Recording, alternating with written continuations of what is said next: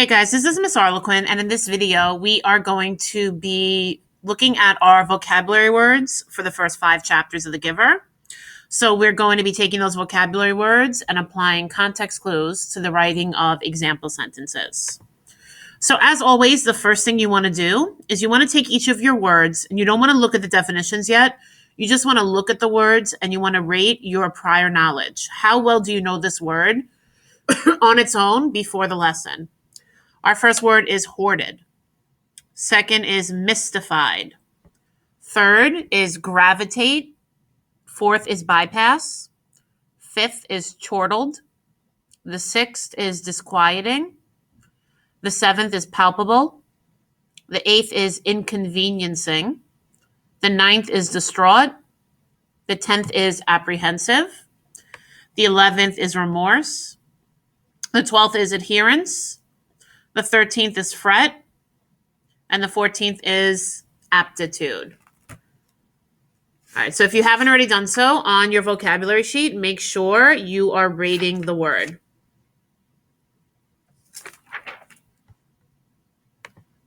All right, so our first word is hoarded. Hoarded is a verb, which means it's an action. It's something that people do. If you're hoarding items, it means you're collecting and storing a large amount of something, usually for future use. So my example sentence is, my aunt and uncle fear a zombie apocalypse, so they are hoarding food in their shelter in case they have to survive on their own. So when they're hoarding the food, they're collecting and storing a large amount of it. Mystified means to perplex or to confuse somebody completely. So again, it's a verb, so it's an action. You could talk about being mystified. I was so mystified by the weird things my brother was saying that my brain started to hurt. He can be really confounding sometimes. Even confounding is a great vocabulary word. It means confused. Somebody confounds you, they're confusing you. If you are mystified, you are confused. Next is gravitate. Gravitate is a verb. If you're gravitating towards something, it means you're moving or you tend to move towards someone or something. So there's a gravitational pull between the earth and the moon. They are moving towards each other. They're attracted to each other. You can also gravitate towards people. So you might gravitate towards people who have the same interests as you. You can also use this word as a noun. You could talk about the gravitation, the pull of something. There's a strong gravitation, a strong attraction between the earth and the moon, which is why we have ocean tides. So it's actually a really great synonym to think about. Think about gravitation as being like an attraction. And think of even gravitate. Think of gravitate as attracting. All right, our next word is bypass. When you bypass something, it means you're avoiding or going around something. So usually bypass things that are going to cause trouble. During lunch, there are so many students in staircase A that I try to bypass the crowds by taking a different staircase. So I try to avoid or go around the crowds. I try to choose another way. Next is chortled. Chortled is a really vivid verb. It's great. It basically means laughing. So it's a really great specific verb to use when you want to describe a specific type of laughter. It's not like a regular kind of laughter. It's a snorting, very joyful kind of laugh. And chortled can kind of tend to have a negative connotation. I mean, if you're snorting, like that's an extreme kind of laugh. But usually if I said I was chortling at somebody, it could be a little bit of a negative thing. But again, it just tends to be a little negative. It's not 100% negative. You can definitely chortle in a positive way. My teacher's joke was so surprisingly corny that I chortled so loud, everyone looked at me funny. All right, next is disquieting. Disquieting is an adjective that you would use to describe something that is troubling. When you describe like the disquiet of a room, there's a lot of tension in that room. It's very tense, troublesome. There was a disquieting calm in the classroom the day we got a U on the section sheet. It was obvious that something was wrong. Okay, next is palpable. Palpable is an adjective that means capable of being touched or felt. It's very obvious. It's very noticeable.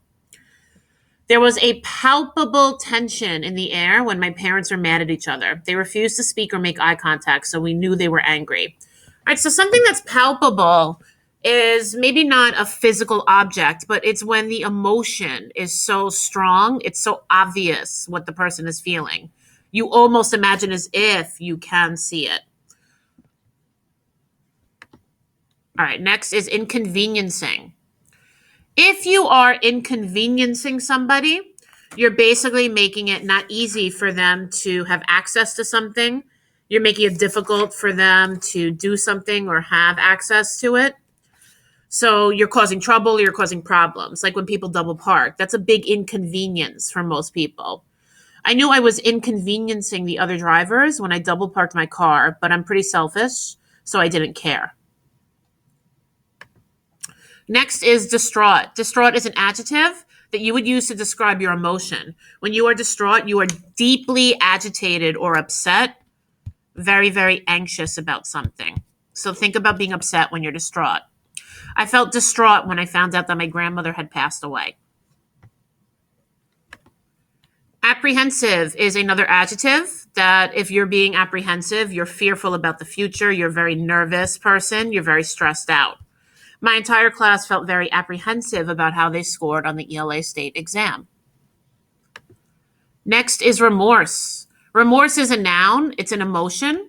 When you are feeling remorse, it basically means that you're feeling bitter regret for your past mistakes. So you're sorry that something happened. Sorry you did something. During a fight, I yelled at my mother and said I wished I had another mother.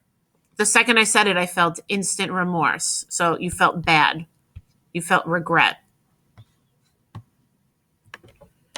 Okay, next is the word adherence. Adherence is a noun. It means the act of doing what is required by a rule or to stay attached to something. So when you adhere something to the wall, you're making it stick. And when you, as a verb, adhere to the rules, you are following the rules. That's why the definition is the act of doing what is required. The act of doing what is required means you're following the rules. You're following the beliefs. The school requires adherence. It requires you to follow a strict dress code. Okay, next is the verb fret. Fret means to feel or express worry. I always fret over my grades because my parents have such high expectations for me. So I always worry over my grades. And finally, we have the word aptitude. Aptitude is a noun, and it basically just means your natural ability towards something. My brother is such a gifted guitar player that my parents say he has an aptitude for music. He has a natural ability. He has a talent. All right, so now take each of the vocabulary words, and on your vocabulary sheet, you have a space to write an example sentence. Make sure that your sentence has context clues. So it's not just a 3 or 4 word sentence. It is a sentence where you try to incorporate as many of the 5 W's as possible. Who is your sentence about? Where and when is it taking place? What are they doing? Why are they doing it, or how they're doing it? And always remember that the why and the how are really the most important details for adding those context clues. Remember, you want to have a sentence that has so much context clues that someone who doesn't know the word would be able to figure it out.